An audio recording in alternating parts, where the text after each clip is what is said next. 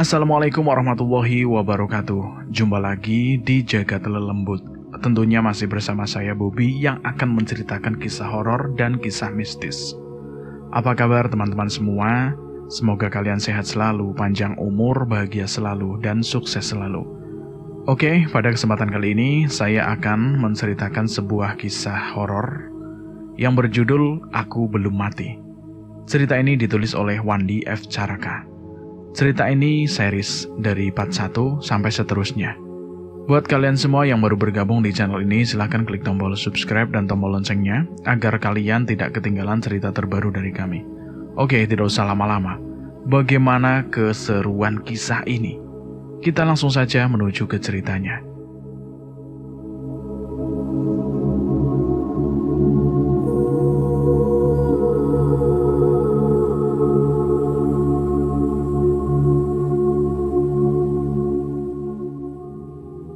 Aku terlahir dari keluarga yang kurang mampu. Ayahku seorang penjual bakso keliling, yang setiap malam harus berkeliling dari kampung satu ke kampung yang lainnya, demi menjajakan dagangannya agar bisa terjual habis, dan akan mendapat keuntungan untuk menunjang biaya hidup kami sehari-hari. Iya, kami yang terdiri dari ayahku yang bernama Kuncoro, sedangkan ibu bernama Arin.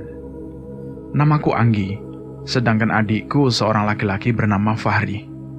Tadi aku bilang kurang beruntung, memang itu faktanya. Aku hanya bisa mengenyam bangku sekolah sampai SMP saja.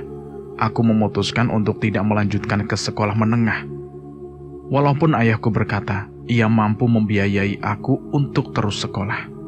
Tapi tidak. Aku memutuskan tidak melanjutkan sekolah. Aku kasihan dengan ayah.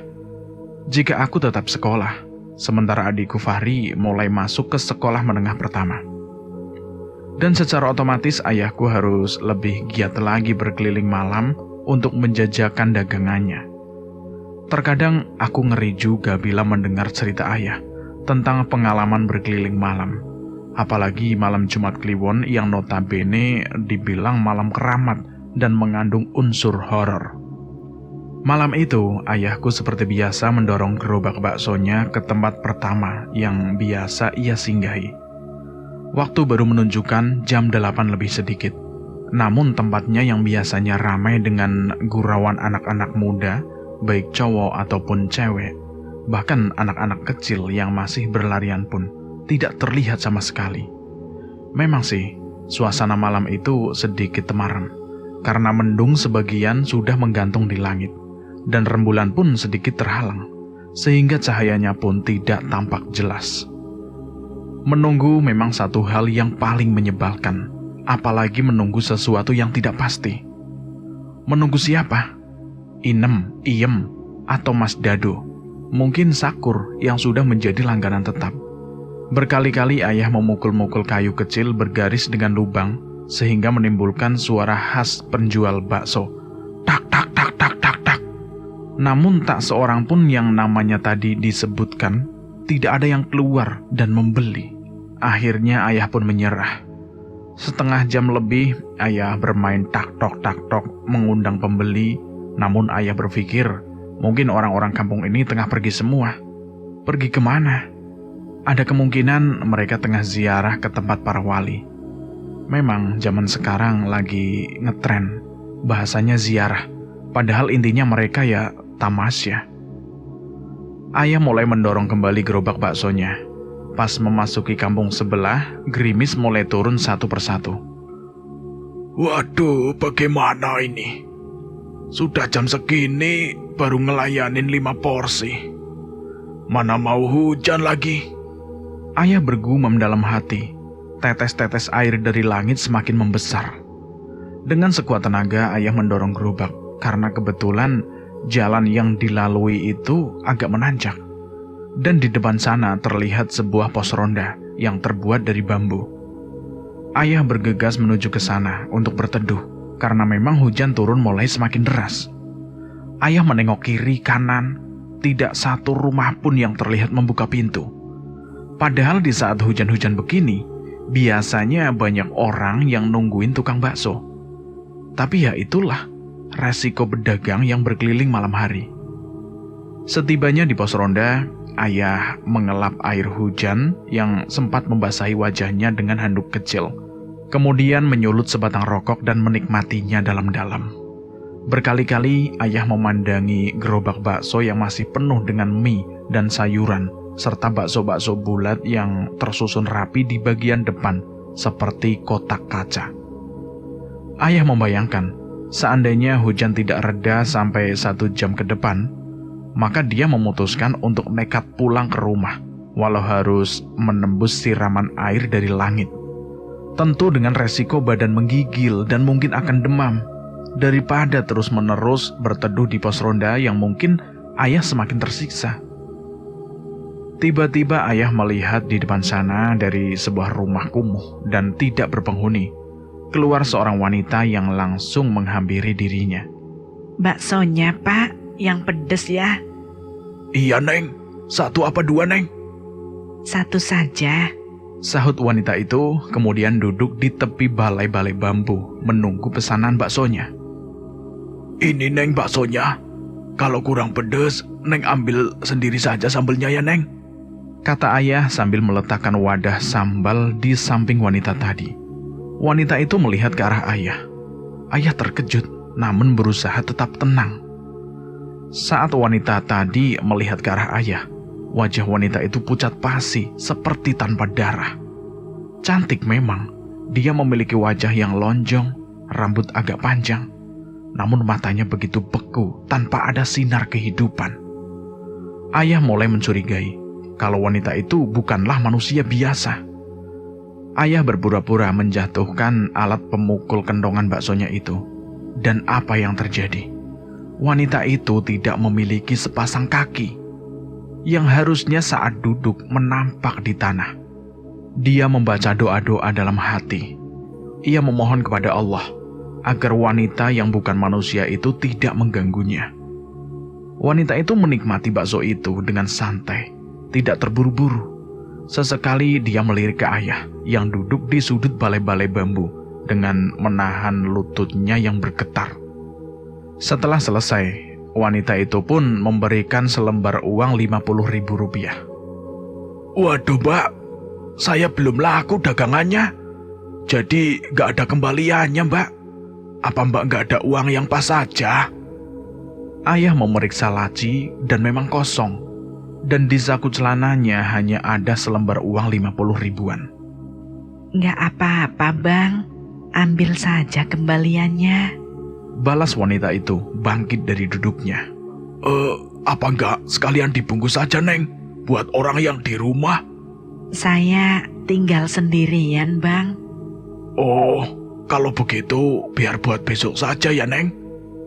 "Iya, Bang. Semoga dagangannya laris sampai habis ya, Bang." "Iya, Neng, terima kasih," jawab ayah sambil mengelap mangkok bekas makan wanita itu. Namun begitu ayah melirik ke arah wanita tadi, ternyata sudah tidak ada. Dan yang lebih anehnya lagi, setelah wanita itu lenyap, hujan pun tiba-tiba reda, dan rembulan kembali menerangi malam itu. "Bang, bakso ya? Bakso!" teriak seorang wanita yang baru saja membuka pintu rumahnya. Ayah kemudian mendorong gerobak baksonya itu menghampiri wanita yang memanggilnya. Belum selesai melayani wanita itu, di belakang ayah sudah terlihat beberapa orang yang membawa mangkok masing-masing. Sungguh di luar dugaan, kalau malam itu sebelum pukul 11, jualan ayah sudah habis semua. Sesampainya di rumah, ia menceritakan kejadian yang baru saja ia alami. "Apakah ayah melihat wajahnya?" tanya ibu, sambil sesekali menepis perasaannya yang ikut merinding. Aku hanya mendengarkan cerita ayah dengan perasaan takut. Namun akhirnya terlontar juga pertanyaan yang keluar dari mulutku. "Kenapa ayah harus jualan malam? Kenapa nggak siang aja ya?" "Kalau siang kan sudah terlalu banyak yang jualan bakso. Apalagi sekarang kan sudah banyak juga tuh yang sudah berkembang sampai bikin kios sendiri. Dan hebatnya, mereka bikin nama baksonya dengan nama yang bikin serem tapi penasaran. Seperti nama bakso setan, bakso tuyul, bakso rudal, Ya, semacam-macam gitulah. Tapi anehnya lagi, semakin namanya serem, justru semakin laris. Padahal kalau kita ingat-ingat bagaimana kalau memang bakso mereka itu hasil dari kerjasama dengan setan atau tuyul, artinya mereka memakai pengasihan dari tuyul atau setan yang membuat dagangan mereka itu laris manis. Tapi ya itulah kenyataannya. Sekarang memang zamannya itu sudah berubah. Pedagang lebih heboh dengan merek yang mudah dihafal dan diingat. Kalau dulu kan banyak pedagang memberi tulisan baik di tenda atau di gerobaknya dengan nama yang baik dan indah. Seperti toko berkah atau toko doa ibu, doa bunda, dan sebagainya. Apalagi sekarang zaman digital, mereka bisa mengekspos dagangannya mereka lewat media sosial sebagai iklan. Dan itu kan lebih praktis kayaknya ya. Oh, itu benar ya. Aku akan pasang iklan di media sosial biar dagangan ayah terkenal dan laris manis. Bagaimana menurut ayah? Ayahku terlihat seperti tengah berpikir dengan tawaranku itu. Ide kamu memang baik, tapi bagaimana dengan sistemnya? Misalnya yang mengantar pesanan gitu. Itu gampang ya. Aku akan membuka order untuk semua aplikasi seperti ojek online yang akan merespon nantinya. Jadi, yang penting itu ayah harus lebih meningkatkan lagi rasa baksonya biar lebih enak dan selalu bikin orang ketagihan ya. Dan ayah juga harus selalu melihat HP agar jangan sampai ada order ayah malah lagi tidur. Nanti konsumen kita jadi kecewa ya. Itu ibu pasti siap membantu. Iya kan bu? Oh iya dong, tentulah. Ibu selalu siap membantu ayah. Kan ada honornya juga. Ya jelas ada lah. Kan hasilnya toh tetap untuk ibu juga. Balas ayah. Kemudian mengeluarkan semua uang hasil penjualan bakso yang belum sempat dihitungnya. Namun betapa terkejutnya ayah setelah menghitung uang yang tidak seperti biasanya. Uang kertas seakan tidak pernah habis terhitung. Sepertinya uang itu menjadi berkali-kali lipat dan jumlahnya teramat fantastis. Keuntungannya sungguh di luar logika. Dan salah satu dari uang kertas itu ada yang seperti mengeluarkan pendaran cahaya. Dan ada bau harum bunga melati. Lembaran uang 50 ribuan. Ayah ingat, uang itu adalah uang satu-satunya pemberian seorang wanita yang semalam keluar dari sebuah rumah kosong yang nampak angker. Ayah memperhatikan uang itu. Sepintas, uang itu seperti layaknya uang kertas pada umumnya. Hanya saja masih terlihat sangat baru. Dan setelah diperhatikan dengan seksama, memang ada yang aneh pada nomor seri yang terdapat. Sepertinya ayah harus memendam uang ini. Ayah takut kita menjadi musyrik dengan menyimpan uang ini. Orang tua dulu bilang kalau uang ini bisa menjadi uang bibit atau uang pancingan. Uang ini tidak akan pernah bisa hilang.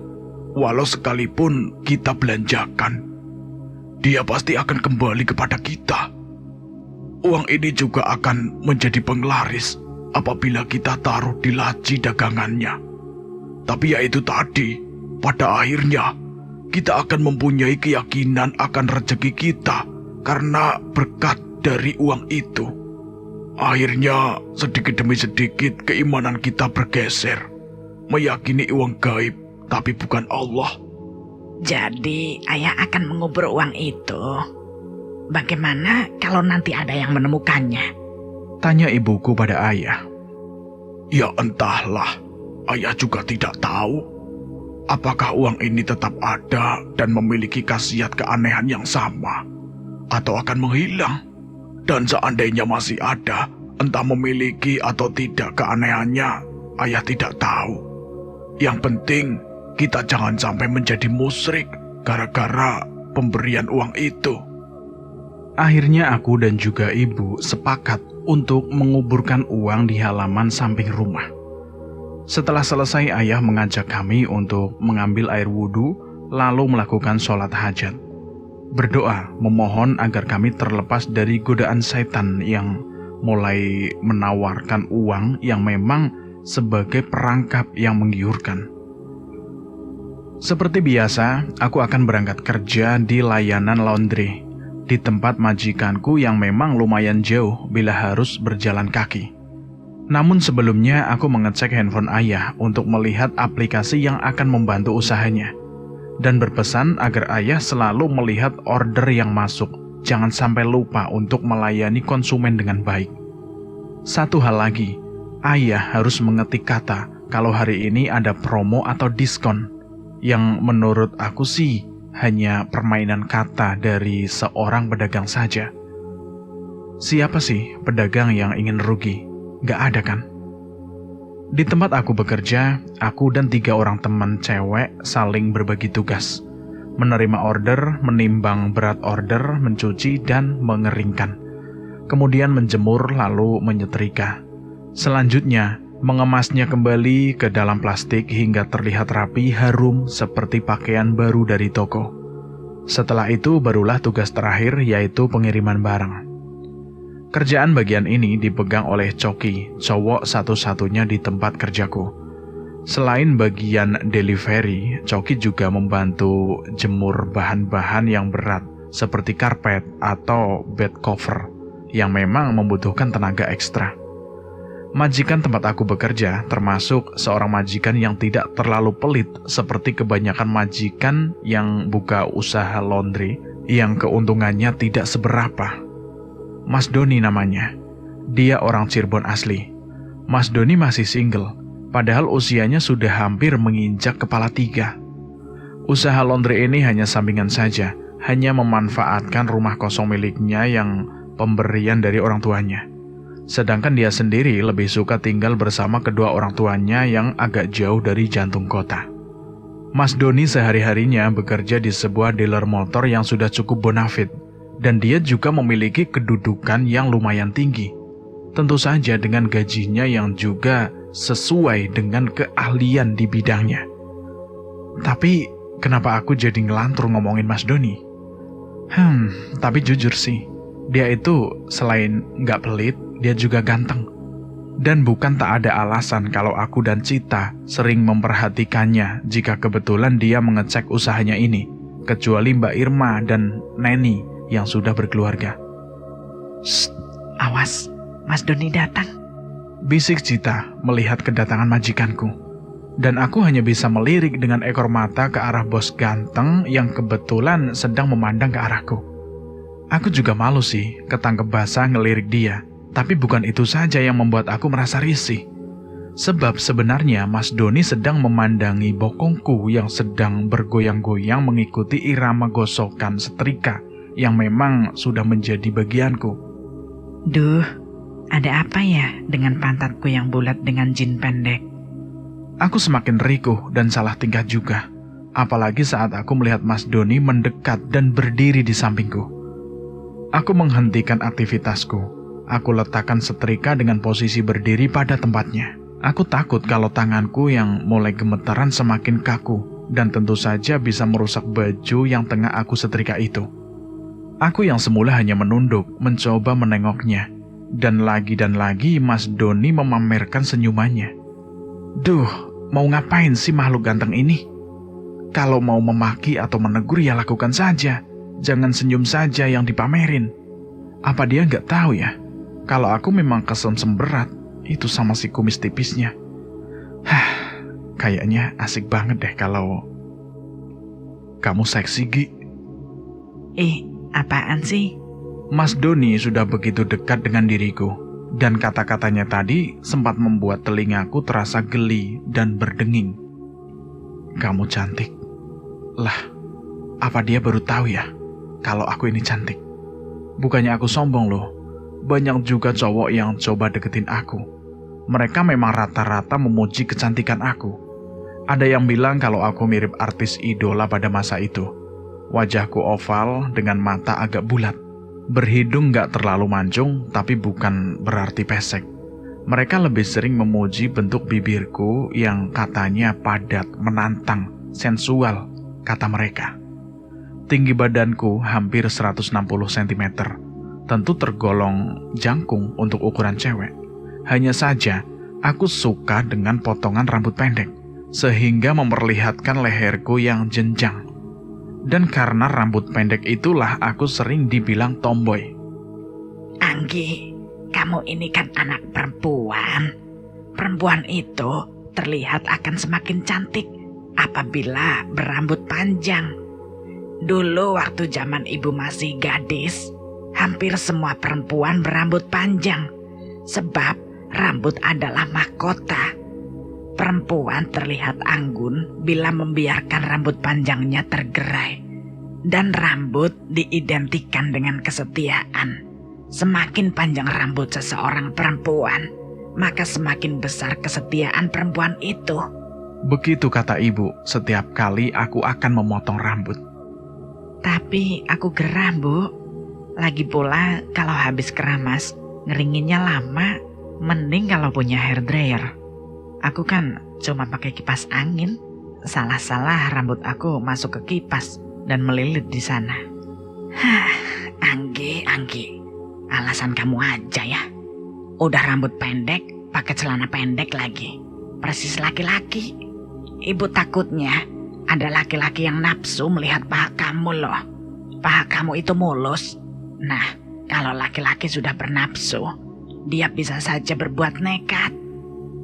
Ah, Ibu, kok ngomongnya sampai ke situ sih? Percayalah sama aku, Bu. Aku juga kan pernah belajar silat sama kakek. Kalau ada yang macam-macam, wah, habis deh aku hajar. Iya, kalau lelaki itu cuma sendirian. Kalau berdua atau bertiga, bagaimana? Ya, aku punya jurus andalan, Bu. Namanya jurus langkah 1000. Mungkin itu yang paling ampuh. Iya, kamu memang pinter. Pinter cari alasan. Aku semakin tertunduk, karena entah kenapa tiba-tiba Mas Doni mengapit lengan sebelah kiriku. Ini orang mau ngapain? Pakai colak-colek segala. Tapi itu cuma dalam hatiku yang sebelah, sedangkan yang sebelahnya lagi tentu berbunga-bunga. Nanti malam kamu ada acara nggak? Acara? Aku nggak pernah punya acara apa-apa. Paling cuma nonton sinetron. Itu juga kalau belum ngantuk. Pernah juga sih nonton konser di lapangan bola. Waktu ulang tahun kabupaten. Lagi asik nonton sama teman-teman cewek. Tahu-tahu ada yang berkelahi tepat di depan kami. Sampai-sampai Mary kena sasaran tinju oleh cowok. Gini, aku tuh dapat tiket gratis dari kantor. Kebetulan filmnya bagus. Kamu suka kan film horor? Film horor. Itu memang yang paling aku suka. Film horor. Iya, aku suka film horor. Apalagi kayak Dracula gitu. Ganteng tapi sadis. Gantengan mana sama aku? Gimana mau jawab iya? Yang jelas gantengan dia dong. Dracula kan ada taringnya. Tapi kalau Mas Doni ada kumisnya. Cita yang sedang merapikan baju siap setrika memandang dengan penuh tanda tanya. Aku mengedipkan mata dan Cita menunjukkan ibu jarinya. Oke, nanti sehabis Isya aku jemput kamu ya. Dandan yang cantik dan jangan pakai celana pendek. Memangnya kenapa, Mas? Sayang dong kalau paha mulus kamu nanti ada yang sengaja nyolek. Nanti lecet. Jadi aku harus pakai apa dong? Apa harus pakai sarung? Kamu ini lucu juga ya. Maksudku, ya kamu pakai celana panjang lah. Oh, kalau itu sih aku ada. Cuman udah kucel, jarang aku pakai sih. Ya udah, nanti sebelum nonton kamu mampir dulu ke toko pakaian. Ngapain, Mas? Ya lihat-lihat aja lah.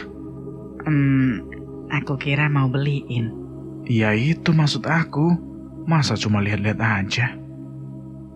Mas, aku pesan satu ya, Mas. Cita ikut nyeletuk. membuat Mas Doni pura-pura atau memang tengah berpikir. Oke, semua aku kasih, tapi potong gaji. Mas Doni tersenyum. Aku tahu kalau dia sedang menggoda kami.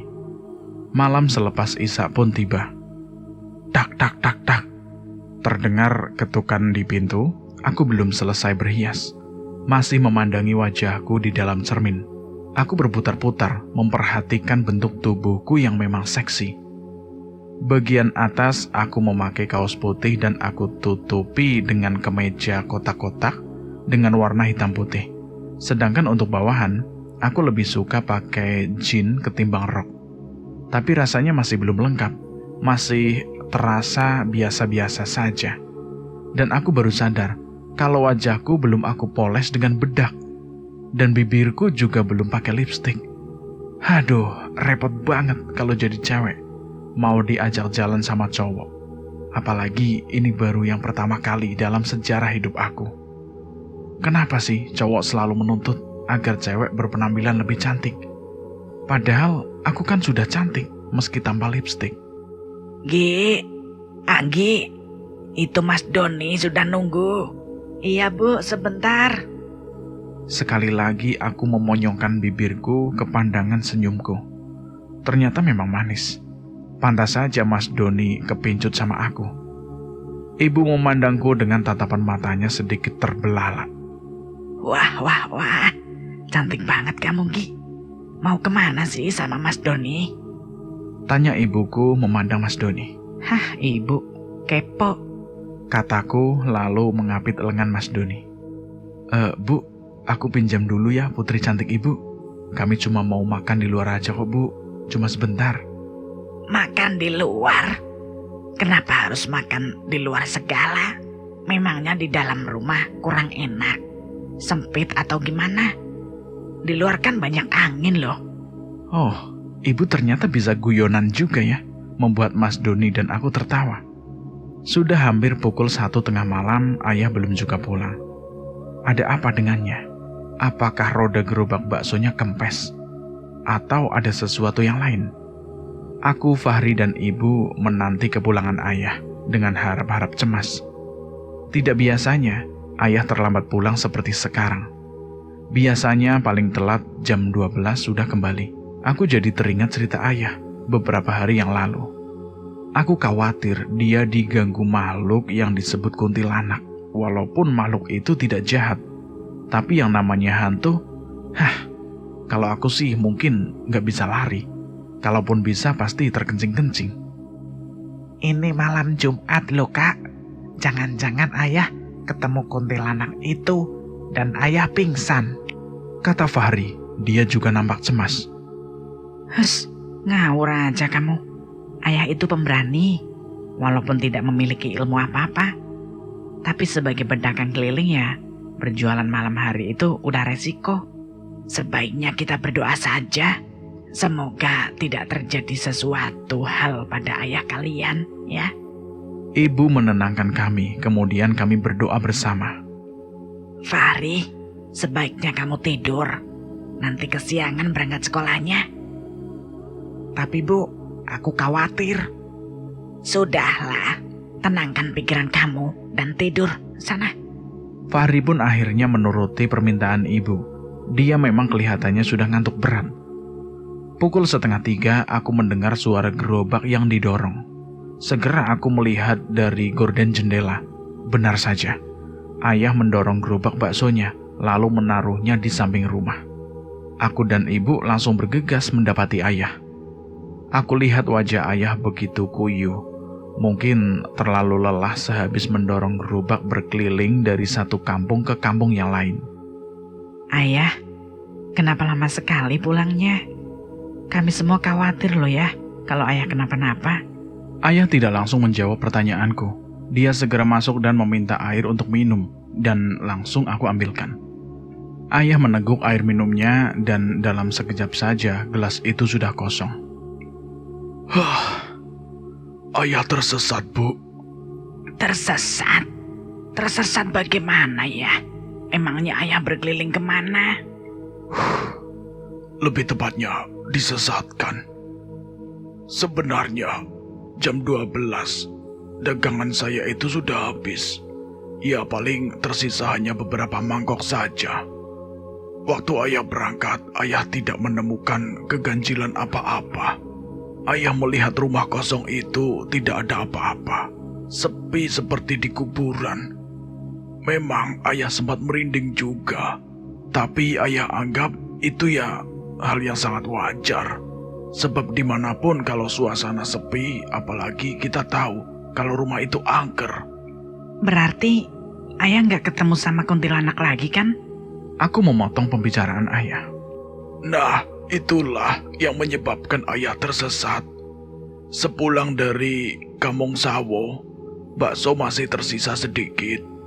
Ayah pikir biar saja nanti kita makan bersama, karena memang tidak ada jalan lainnya.